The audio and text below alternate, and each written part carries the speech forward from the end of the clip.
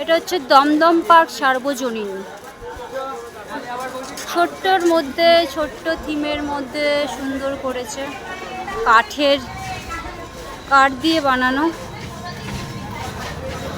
আগেরটা ভারত চক্রটা মোটামুটি ভিড় ছিল, তাই লাস্টের দিকে আমি ভালো করে প্যান্ডেলটা দেখিয়ে দিয়েছি।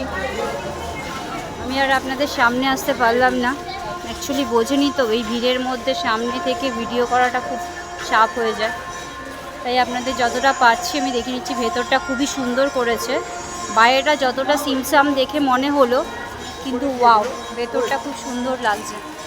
ভেতরটা কিন্তু অসাম করেছে। আর মায়ের মূর্তিটা অসাধারণ, দেখুন আপনারা মায়ের মূর্তিটা, আমার তো খুব ভালো লাগছে। এখন ভোর 4টে হতে চললো, সপ্তমী পুজোও মনে হয় শুরু হতে চলেছে। সবাইকে শুভ সপ্তমীর শুভেচ্ছা, প্রীতি, ভালোবাসা, গুড মর্নিং। সবাই ভালো করে দুর্গাপুজো কাটাবেন আপনারা। আমি আফটার 1 ইয়ার আবার ব্লগ বানাতে বেরিয়েছি।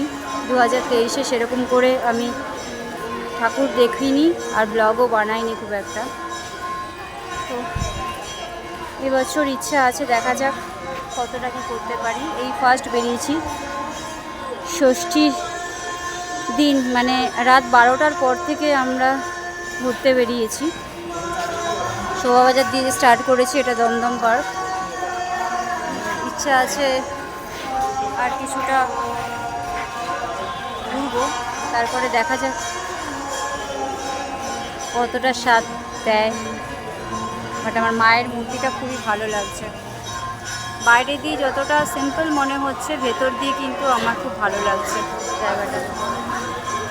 একটু অন্যরকম করেছে, জঙ্গল, পুরোনো দিনের যেমন পোড়ো মহল যেমন থাকে ঠিক সেই থিমের ওপরে করেছে, ভালো লাগছে। ওকে, এখানে ভিডিওটা শেষ করছি। আপনারা সবাই ভালো থাকবেন, সুস্থ থাকবেন, ভালো করে পুজো কাটান, আমার সাথে থাকুন। আমার ওখানে ইউটিউব চ্যানেল অ্যাঞ্জেল চ্যাটার্জি আর পাপা কি পারি, দুটো সাবস্ক্রাইব করুন, শেয়ার করুন, আমার সাথে থাকুন, সাপোর্ট দিন, ভালো থাকুন, টাটা।